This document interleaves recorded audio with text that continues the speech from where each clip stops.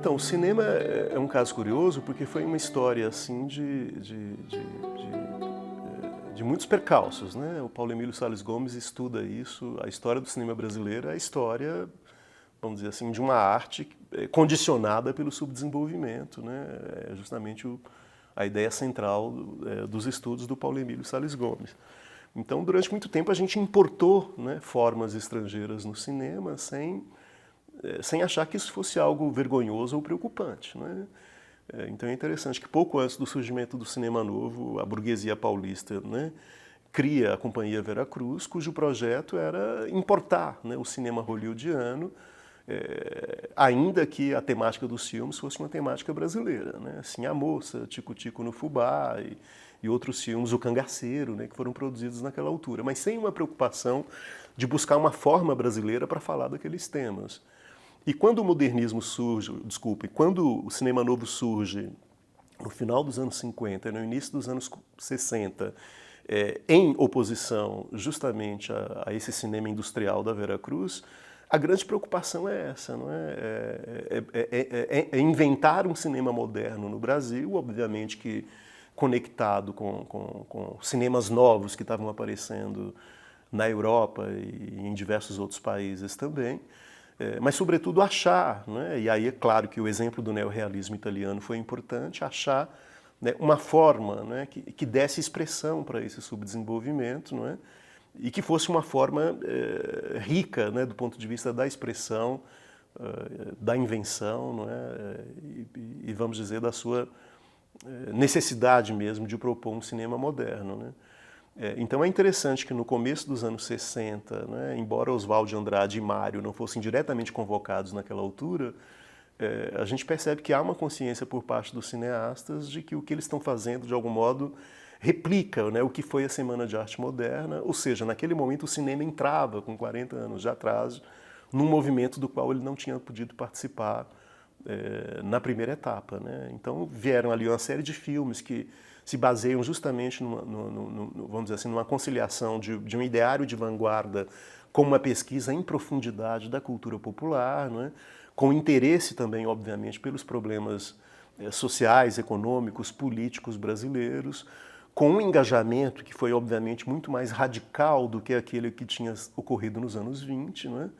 Quer dizer, o que a gente pode pensar, para resumir, é que talvez na década de 20 o modernismo tenha, de fato, se definido muito mais como uma revolução estética, né, ao passo que na década de 60 o cinema e as outras artes, né, estão tentando articular o que seria a revolução estética e a revolução política, o que não é uma equação simples, né? Como é que você, ao mesmo tempo, faz filmes que possam ter uma ação política e que possam ser comunicativos e ser vistos pela população, não é?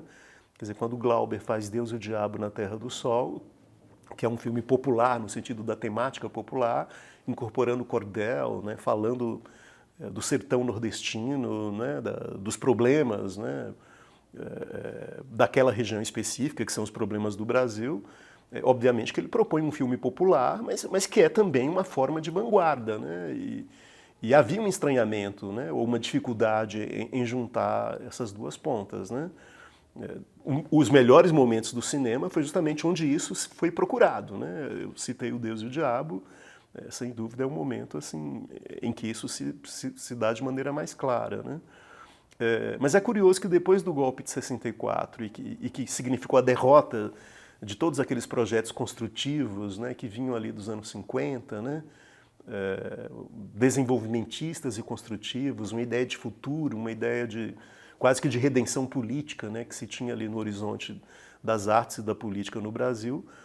Depois de 64, que foi a derrota desse projeto, o diálogo com o modernismo ele não diminuiu nem arrefeceu, na verdade ele cresceu, né? Porque naquele momento de resistência, no pós-64 e mais precisamente no pós-68, a necessidade de resistir à ditadura, de resistir à violência da ditadura, fez com que as artes incorporassem, né, procedimentos modernistas que antes não estavam, digamos assim, tão evidentes, né, no pré-64. Né?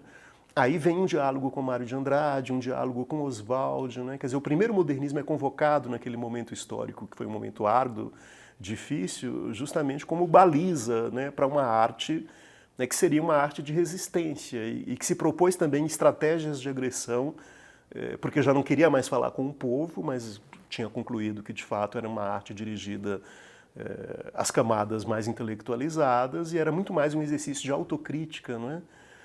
De questionamento, né, vamos dizer, da posição política, do papel dos intelectuais, da dificuldade de fazer, né, a arte chegar ao povo. Quer dizer, nesse momento em que tudo isso é questionado, né, o modernismo brasileiro fica como uma referência central, né? Aí tem a montagem do Rei da Vela, né?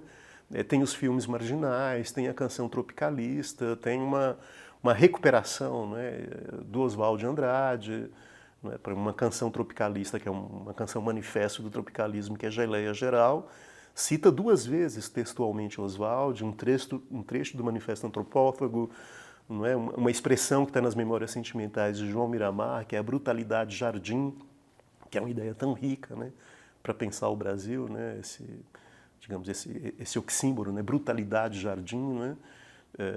E no cinema, claro, né, aparece a adaptação de Macunaíma, né, que a gente pode aqui destacar, do diretor Joaquim Pedro de Andrade. O Joaquim Pedro, na verdade, tem me interessado muito porque é um cineasta, né, que estreia no final dos anos 50, fazendo curtas documentários sobre Manuel Bandeira e Gilberto Freire, não é?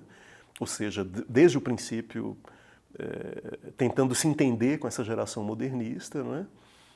E diga-se de passagem, o Joaquim Pedro era filho do Rodrigo Melo Franco de Andrade, diretor do Serviço do Patrimônio Histórico e Artístico Nacional, que era um projeto diretamente conectado ao modernismo brasileiro, não é?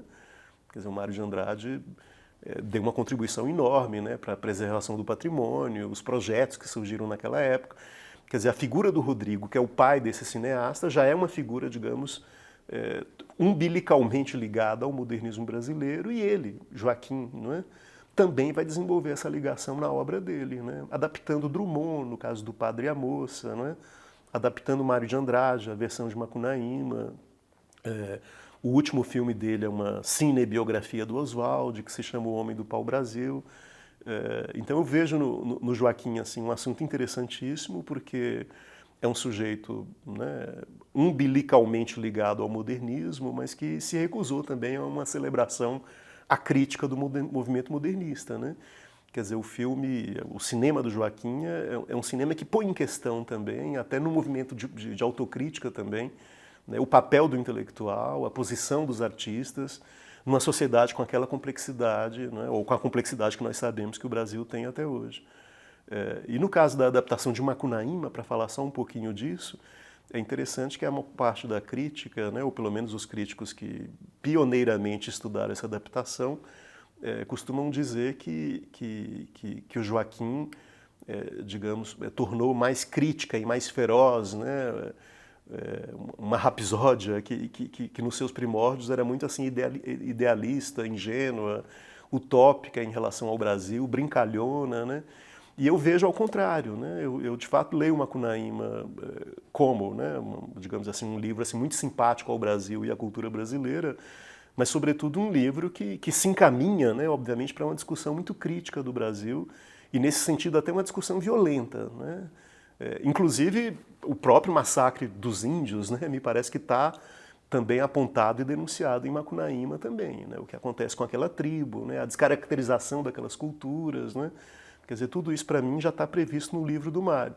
Então talvez a contribuição do Joaquim fazendo uma adaptação no final dos anos 60, num momento em que a fortuna crítica de Macunaíma era praticamente inexistente, tenha sido lançar luz sobre a dimensão crítica da obra do Mário de Andrade. Olha, isso aqui não é só um repositório de folclore, o filme do Joaquim justamente, digamos assim, esteriliza, né, essa leitura de Macunaíma como um compêndio folclórico, porque reduz o folclore, né, e justamente tenta mostrar a reflexão crítica que a obra propõe a respeito do Brasil, não é? Obviamente que de um modo mais contundente e brutal, que é aquilo que se esperava de um cineasta como ele, naquele momento histórico, no final dos anos 60. Né?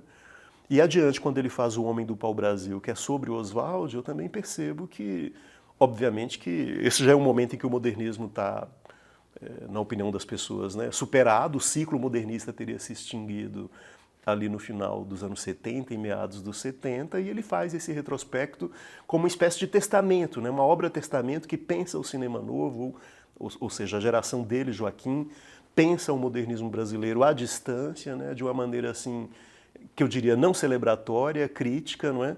Mas sem deixar também de incorporar procedimentos modernistas, né? De incorporar talvez assim contribuições do próprio Oswald na feitura do filme, o que mostra que ele está, né, ao mesmo tempo, digamos, celebrando uma história, vamos dizer, de movimentos de vanguarda no Brasil e ao mesmo tempo apontando a insuficiência desses movimentos, né, a dificuldade histórica que eles enfrentam.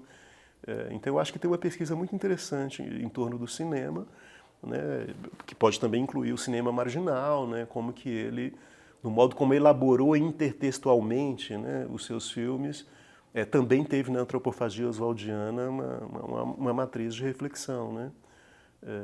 Ou seja, uma pesquisa ampla, né? A pesquisa relativa aí ao cinema novo e ao cinema marginal e as conexões com a literatura moderna no Brasil, né? Porque tem uma última coisa que é isso, como o cinema anterior não existia, ou nada que preparasse o cinema moderno no Brasil, as fontes eram as fontes literárias, artísticas, era Villa-Lobos, era Mário de Andrade, era Oswald, era o romance de 30, né? Quer dizer, o cinema moderno brasileiro ele está diretamente relacionado à tradição literária moderna no Brasil, né? Além, obviamente, de responder às questões que são específicas do campo cinematográfico, né? Se relacionando com movimentos cinematográficos internacionais também.